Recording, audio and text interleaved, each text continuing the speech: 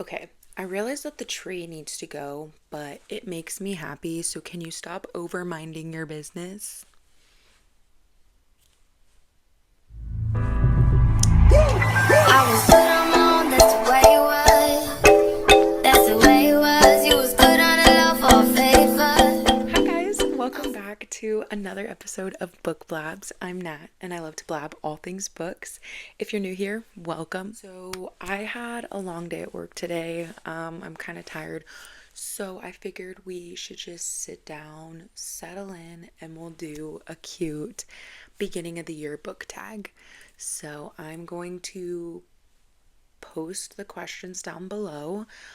So let me know because I want to know your answers to them. So you can either in the comments let me know your answers to these questions, or you can make your own book tag video and post it and, you know, tag me because I want to see your answers. I'm nosy. I want to know. Let's jump right in. So the first question is, what book are you starting the year with? So I'm already on book number 2. The first book that I did start the year with was Problematic Summer Romance by Ali Hazelwood. And I started off the year strong. I'm so proud of myself. I gave that book 5 stars. It was super cute. It's technically the second book. It's an interconnected standalone, but the second book to Not in Love by Ali Hazelwood. Just because it's the main male character's sister. And this one is like brother's best friend and age gap. And it is a pretty significant age gap. I want to say she's 23 and he's in his mid 30s. So I want to say it's like a 14 or 15 year age gap is my guess. However, I personally think Ali Hazelwood did a pretty good job not making it creepy. You can have a different opinion. I'm not here to fight, but in my personal opinion, I do not think she made it creepy. The book that I'm currently reading right now, I'm 90% through it, is Our Infinite Fates by Laura Steven. I have like 30 pages left, and these next 30 pages are either going to make me the happiest girl in the world or they're going to make me burn down the world. So by the time this video is out, I'll probably have finished the book, and you'll know either if the world is burned to a crisp or not. So we'll see. Because if this book pisses me off, I'll make it everybody's problem. Next question is, what is one reading goal you have for this year? I have a few actually. So my just generic numerical reading goal is that I want to read 100 books this year, which I actually dialed it back because in 2025 I wanted to read 120 and I ended up reading 136, which I know is insane. So I just want to make time for other hobbies because I feel like last year I really lost myself in reading, and as much as I enjoy it, I don't want it to be like the one personality trait that I have. So this year I want to get more into baking. I want to get more into getting outside and going on walks and hikes, just moving more. I want to learn how to crochet. I want to get into gaming. My sister really wants me to get into anime, so we'll see. Like, I just want to have more time to do other things without feeling guilty. I'm also going back to school for paralegal studies at the end of January, so I know I'm going to be a student again coming up, and so I'm probably not going to have as much time to read, so I wanted to kind of lower that just so I don't have so much pressure as well, because this is supposed to be fun. I don't want to have burnout. So burnout is no good because this is a hobby, not school. Another goal is I want to start reading off of my physical TBR. So I have enforced the strictest book buying ban I've ever put on myself, and that is I cannot buy any books whatsoever. I have one slight, super tiny fine print exception, and that is if I need a book for book club, I will get it because book club is where I get a lot of my socializing these days besides like in the office, and book club is like really important to me, so I want to make sure that I can participate without like you know No, they don't know. I want to be able to participate without feeling like guilty or upset or discouraged. So that is my one slight caveat. But other than that, any new releases from, even if it's my favorite authors, if the next book in a series comes out, I gotta earn them. And the only way that I can earn them is to get my body moving. So I need to do 30 minutes of activity in order to get 1 book point. If I do 45 to 60 minutes of activity, I get 2. But my cap is 2 book points can be earned a day. Once I earn 12 book points, I can get a book. So I have a journal right here where I'm going to keep track of my book points, and I'm going to keep track of the book points that I've spent and the books that I've earned and all that, yada yada yada. But basically I want to get through my physical TBR because I have over 260 something books on it, and B, I want to just get outside more. I'm a very indoorsy person, and I feel like for my mental health it would just be so nice to like get moving, get my blood flowing, go on walks, go on hikes, get vitamin D, be with nature, touch grass, you know. So I just think that it'll be so good for my mental health. Another goal that I have is I want to be more well read. I want to expand my genres that I read. I like to say that I do read a good amount of different genres, but I feel like I mostly read fantasy and romance. Those two are my favorite. So I want to read more literary fiction. I want to read more science fiction. I want to read more thrillers. I want to read more nonfiction. I want to read more historical fiction. Like, I just want to just, be more well read, because when those 100 best books of Goodreads comes up, I feel like I don't read most of them because I'm not a very eclectic reader. And so I just want to be better about that.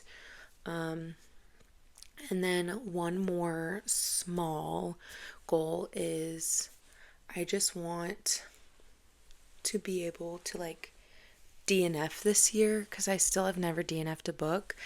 And so I just want to be able to get to the point where if like I realize that if I'm not enjoying it, I can put it down and it's not me spitting in the face of the author. It's just me respectfully saying, love you, but this work is not for me. So, and then the mirror side of that, I want to be less lenient with my 5 stars, because I feel like instead of gatekeeping my 5 stars, I feel like I give them out like I'm Oprah. You get a 5 star, you get a 5 star, you get a 5 star, and you get a 5 star. Which is fun, but when it comes to like the end of the year and I'm like kind of trying to think about what my truly favorite books of the year were, there are some books that I give 5 stars to that I don't even remember the plot. I don't even remember reading them. And I'm like, is it truly a 5 star if I can't even remember the book? So I just feel like I need to dial it back a little bit. Oh my gosh. I've only answered 2 questions and I've been talking for 10 minutes.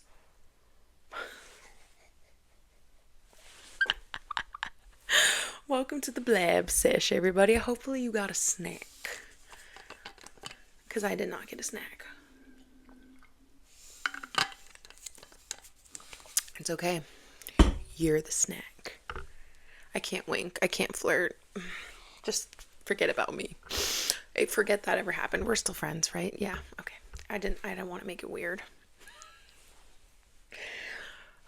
Number 3. I already answered it, so I'm going to skip that one because it's a genre that you want to read more of this year. I answered that in my previous question, so yay me! Yay me! A genre you want to read less of or try for the first time. I'm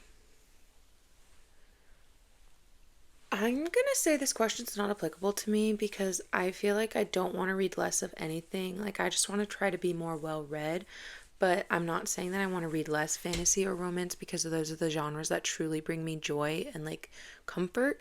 So I'm not gonna say that I'm limiting myself or like say that I want to read less of it. I just want to try to diversify my reading this year, if that makes sense. A book I own but still haven't read. Will this be the year? There are a lot of books that I own. For example, this is my physical TBR jar. You see how full that is? These are all of the physical books. So let me just pull one. I'll pull one out and we'll see. I'll tell you if this will be the year that I read it.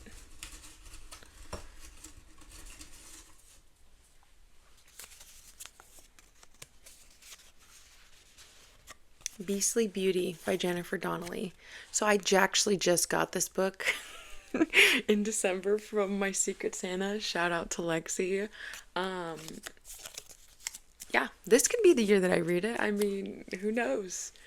Who knows? That's so funny. Instead of getting a book that I've had for like 3 years, I get one that I got literally a few weeks ago. You know, that's my luck. Author that I finally want to try this year. Ooh, that's a good one. That's a really good one. I'm trying to think.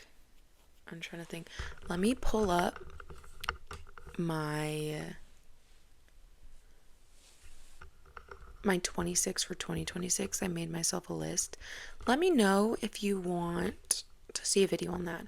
But I'm going to give you a slight sneak peek spoiler. Next week, Lorelai and I are going to be talking about that on our podcast. So go, a shameless plug, go follow us on Spotify, our little library, because you'll get to hear both Lorelai and my 26 for 2026. Just saying, if you want to bang for your buck. Let's see. Oh, that's a good one. I like that one. Brandon Sanderson. I am so intimidated by this author. I really want to try him. So for one of my books for 26 for 2026, spoiler alert, is Trust of the Emerald Sea.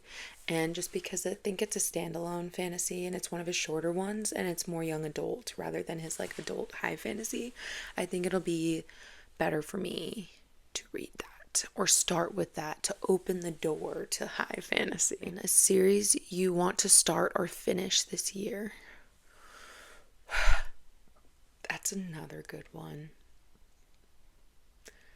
I want to say I want to finish the Windy City series this year.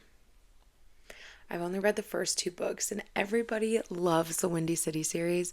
So I think I want to finally know what the hype is and read that series or finish it at least. Highly anticipated release that I'm excited for.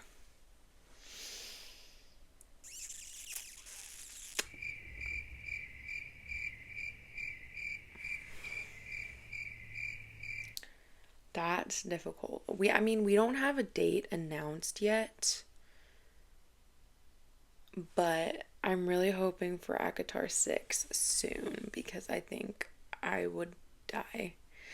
Another one would be the next book in the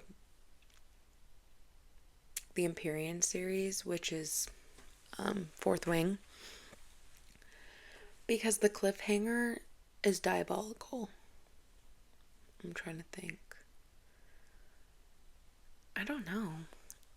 The second book, because First Time Caller, and then I think it's And Now Back to You or something like that, by B.K. Borson. I'm really excited for that book. I'm really excited. Ashley Poston has a couple books coming up. I'm excited for those. So, yeah, just to give some shout outs. So the next question, it says, physical book, e-reader, or audiobook, what will you be reading the most of this year? And I thought that was a really interesting question because I listen to a lot of audiobooks while I drive, because I have a 4-hour commute. It's 2 hours one way, 2 hours back for work, and I go into the office 4 days a week. So that's 16 hours in the car. So I listen to a lot of audiobooks just because that's what keeps me sane. So I want to say realistically that's probably where I'll be doing most of my reading this year. And I don't want to hear anybody say that it does not count. Okay? Audiobooks count as reading. I'm sorry, but if you take an audiobook listener and you take a physical book reader or you take an e-reader reader and put them in a room together, and they start talking about the book, you can never tell who did what. If you did not ask how you digested that book, you would never even know. Okay? So please, I don't want to hear any of that in the comments. Nothing. Please and thank you. Okay. Sorry, I had to have my little mama bear moment because I get very passionate about that. Yeah, I mean, I always have one book that I'm reading physically. I have one book that I'm listening to, and then I have one book on my e-reader. So, funny enough, right now I'm listening to and reading Our Infinite Fates. So that's my like audiobook, physical book. But then on my Kindle, I'm reading The Lost Hero by Rick Riordan. So, I don't know. I think it'll be pretty balanced between the e-reader and the physical books, but I think audiobooks will probably be my top format just because of what my day looks like each day with the commute. My next question is, what do you want books to help you with this year? This is a really good question, and I think that my answer between last year and this year should change because a lot of the time I usually say that books help me escape.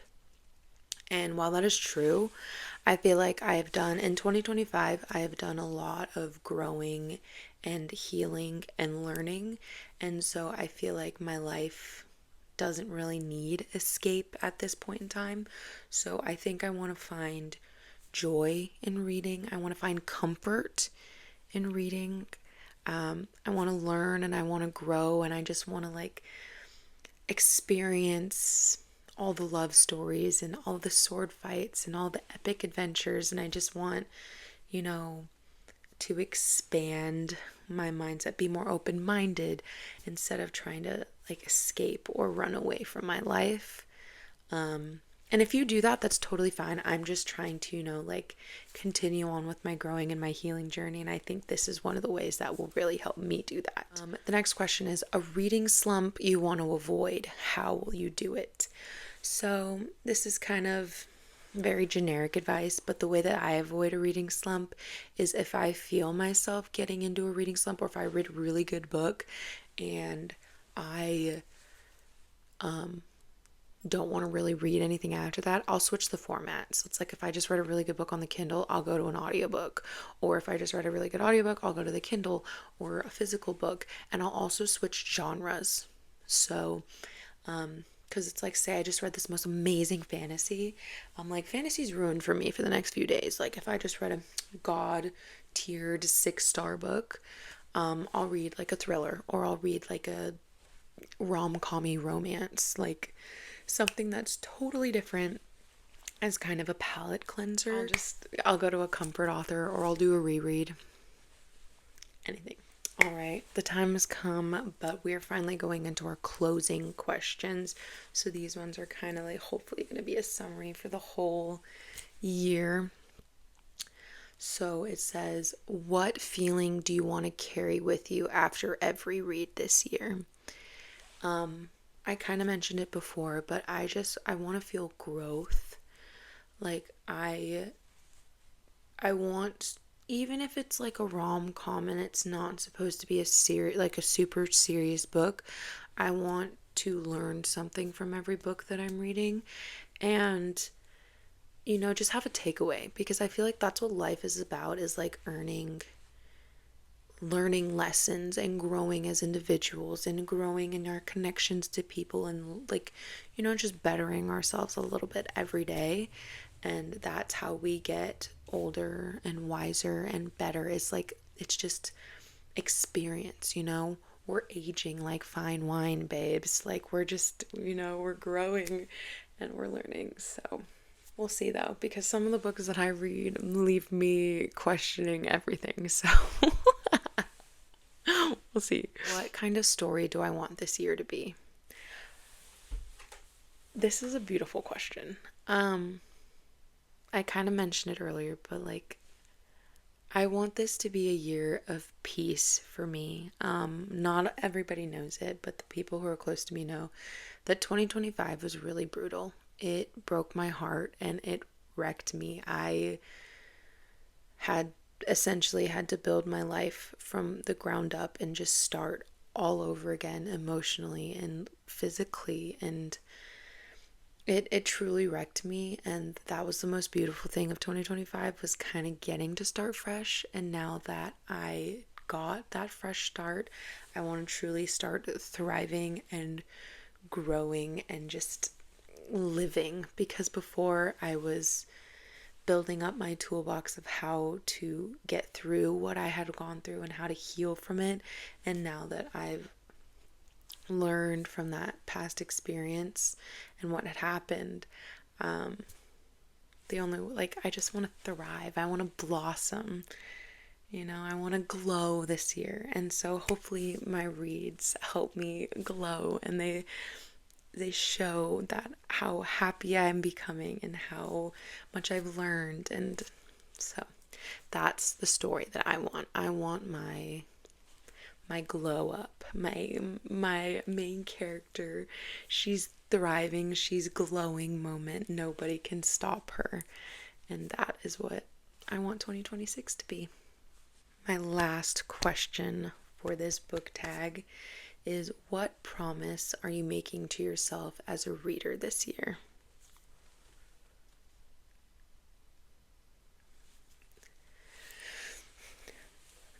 I promise that I will be kind to myself.